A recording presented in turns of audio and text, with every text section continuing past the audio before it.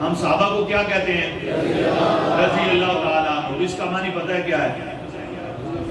ہاں جی، اللہ راضی ہو نہیں، راضی ہو نہیں، یہ دعا ہوتی ہے۔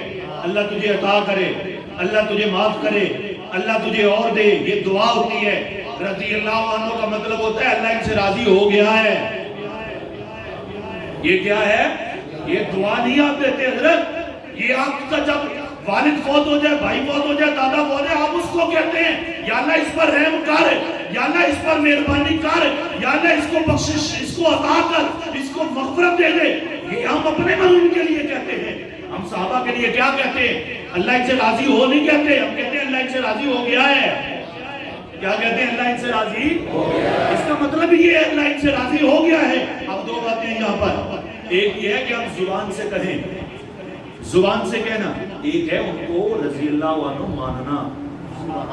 یہاں پر لوگ مغالطے کا شکار ہوتے ہیں، یہاں پر لوگ جھانسا دیتے ہیں، کہتے تو ہیں مانتے کوئی نہیں۔ زبان سے کہتے تو ہیں لیکن مانتے کیا نہیں مانتے بھلا؟ رضی اللہ عنہ زبان سے تو کہتے ہیں پر مانتے نہیں ہیں۔ وہ اسی طرح منافق ہیں جس طرح مدینہ میں منافق تھے۔ نبی کریم کو رسول اللہ کہتے تو تھے، مانتے کوئی نہیں تھے۔ عبداللہ بن ابی حضور کو رسول اللہ کہتا تو تھا لیکن مانتا، بولے مانتا کوئی نہیں تھا، کہتا تھا۔ 36 کے قریب منافقین ایسے تھے جن کو رسول اللہ نے اپنی مسجد سے نکالا تھا۔ انت فلاں ابن فلاں، تو بھی منافق ہے، ہماری مسجد سے نکل جا۔ انت فلاں ابن فلاں، تو بھی ہماری مسجد سے نکل جا۔ انت فلاں ابن فلاں، تو بھی ہماری مسجد سے نکل جا۔ وہ جو سارے منافق تھے وہ رسول اللہ کو کہتے تھے، رسول اللہ مانتے۔ جو صحابہ کو رضی اللہ عنہ کہتا تو ہے، مانتا نہیں، وہ منافق ہے۔ اور فی الدرک الاسفل من النار، جہنم کے سب سے نچلے جہنم کا ٹھکانہ ہوگا۔ اب دوسری بات کیا ہے؟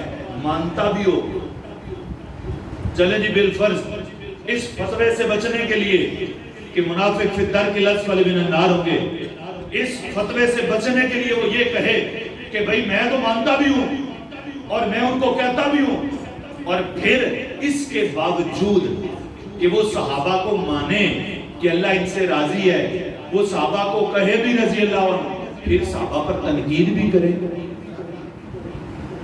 پھر صحابہ پر بولیں۔ یہاں بھی تو مسئلہ کلیئر ہو رہا ہے، مانتا بھی ہو، چلے جی مان لیا، مانتا بھی ہو، کہتا بھی ہو، اور پھر تنقید بھی کرے۔ پھر سنیں اللہ کیا کہتا ہے۔